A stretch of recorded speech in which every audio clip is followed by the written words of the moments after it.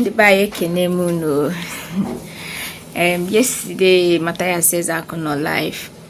I was actually going through comment section. Imago. I'm not even interested with you, but I'm just going through comment section to know where much people but turn up anyway. But comment section did look a battlefield, like I don't even know. Sometimes about video as in big imago get you no comments. Sometimes comments na the more funny than, or maybe ngasigi on a more like comments carrier kezafia video ya. Sometimes it depends the kind of video. Yesterday was omenala Ezeaku na ndụ versus in the Christian, that is in the omenala versus in the Christian na comment section. If we see comments yesterday, Jesus Christ, some people are say, see, obudo way no Matias, so see the kweli agawa hospital on time. At least that hospital Bukobi is free of charge. Owe ga kugondo omenala much expense. Some are who ya no so who is very close to him, they should hold him that is running mad. Like the video was like Jesus, it was fun. Honestly, though I know how much to watch his video, but the little one don't know the battle, the comments alone. I'm happy that ne your yesterday in the comment section. I'm very, very happy. And then coming to one guy now say that na Matias be the best, na Matias be able for Matias ndi Igbo gejime nka ndi Igbo biko ka majugo dey. As in all these things that is happening about Matias and they Matias no ya bu ozigbo ndu according to them. What have Matias done to ndi Igbo? Like, should I say, okay, hospital one not build is not actually for free. Amama donate na badi na the hospital ya Zikwelu. All these people that is even entering to me, my type will not go close to that place. Ahuyawama will not even near that hospital. Not because no you menana, but because of the kind of heart or way. But as we beat that heart, there's possibility that no okay. And me and I feel that now you're a very true believer, a Christian. There's possibility that now okay, be league more than you even expected, or maybe make it something that you even have to go to another hospital. Allegedly, you know that. So I will not even think of Ibia close to his hospital. So I'm not surprised that now Mathias did these two, as in now here this opening of a psychiatric home. Nah, this thing is Anambra. I'm not surprised that he's not happy about it. I'm not surprised because I'm that this will be the outcome. I know that this will be the outcome.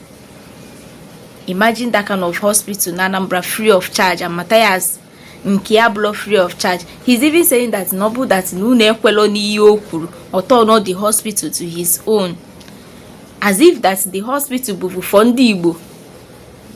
As if the hospital is actually meant for Igbo.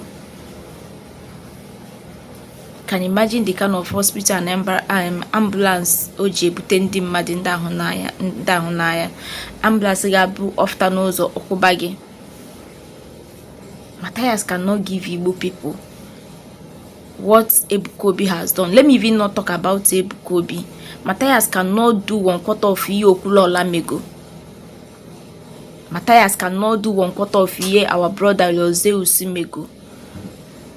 These are people like, let me even say, okay, Mathias Potabia Meya Anwa, yeah, account of all the money paying in your account for some on behalf of somebody Adelo for this year alone. Let's even forget about last year or last 2 years or whenever they started that this thing, whatever they are doing there.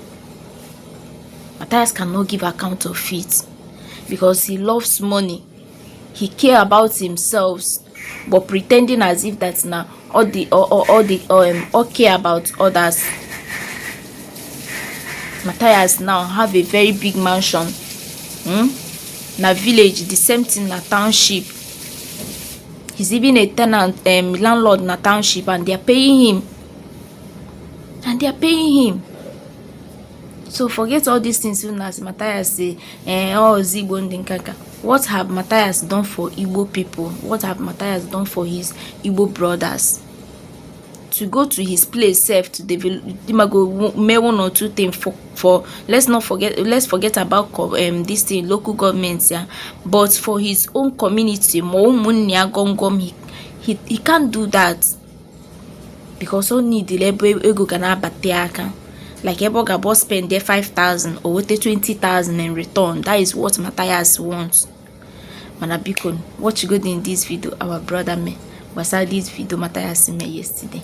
It's if connect, comment, share, subscribe, or my own notification again. Yeah, guys, good morning, good afternoon, and good evening, depending where you're watching me from. I still remain your brother.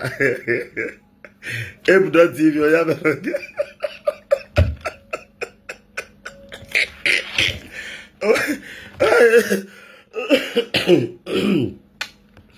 Umunne m ọ na-awụ chọọ ịchị ọchị nchọgharị ịchị ọchị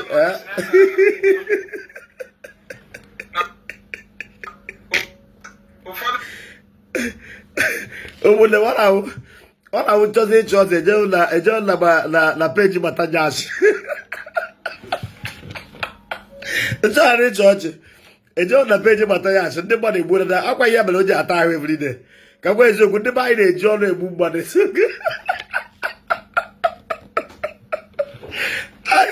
ụfọdụ ndị be anyị nwere ọnụ ọjọọ ịmara ndị be anyị nwere ike iji ọnụ gwacha ya okwu ije kwuo ụdọ eje na peji Matias ọ na-awụzi chọọ ịchị ọchị ejebe ebe agụrụ kọmentị ihe ndị mmadụ na-agwa ya ebe eziokwu akwara ya mere nwoke mgbaji ji ata ahụ everyday ngwa wọchị ya kịta Matias kwuru na o jere ihu sambọọdụ ya nọchie n'ihu sambọọdụ ya sị ihe o dere ebe ahụ, we need resident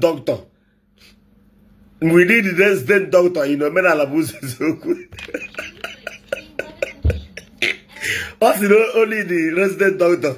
Nna a na-awụzi chọọ ịchọ ọchị ejebe na peji wọchizie ihe ndị mmadụ na-ederi ya ebe onye si na ọ chọrọ ndị dọkịta wọcha ihe ederi ebe onye ka izizi o ana m eso laịbala onye ka izizi ya resident doctors trained by who? Omenala healing school.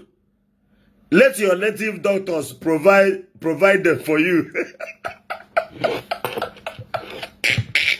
Onye kasịrị ya na ejekwu ndị native doctor ka ha provide ya chọsị na nke ndị ọcha.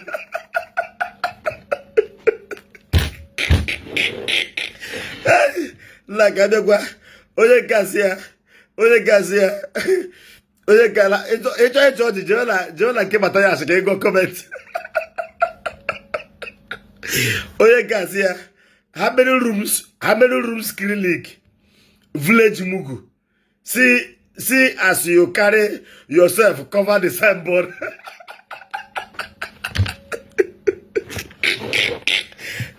Nna eziokwu sọsọ kọmentị ka nna agụ ebe a na-ewere agịrị ịchọ iwu agịrị jee na peji Matias. Onye nke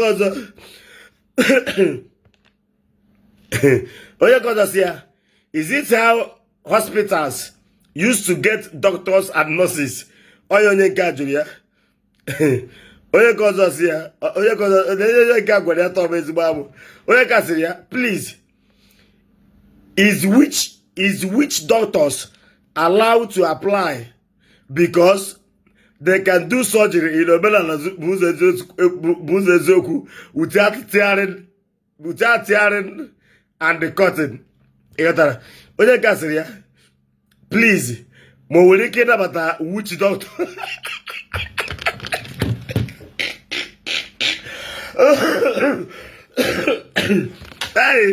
Onwe gbaba afọ bigoro ndị mmadụ eziokwu ka na-agwa ndị mmadụ ketere Matias ekete kịta. Ọ na-ahụ afa ya obi a bụrụ peji ladie n'onwe chọọ ebe ọ na-ege ere ala. Onye a gara agụkwa kọmentị dị na fon ya. Ọka ndị be anyị nwere ọrụ ọjọọ I swear. Onye a bụ nwoke mgbaji ji ata ahụ everyday. Biko na abụkwana biko na meseji ka agụcha nkịta asị ka mbe vida biko. Na ka emesịa na aka nwadụ na-ebudo TV onye a mere ụga nwa kọta ọ bụ na emecha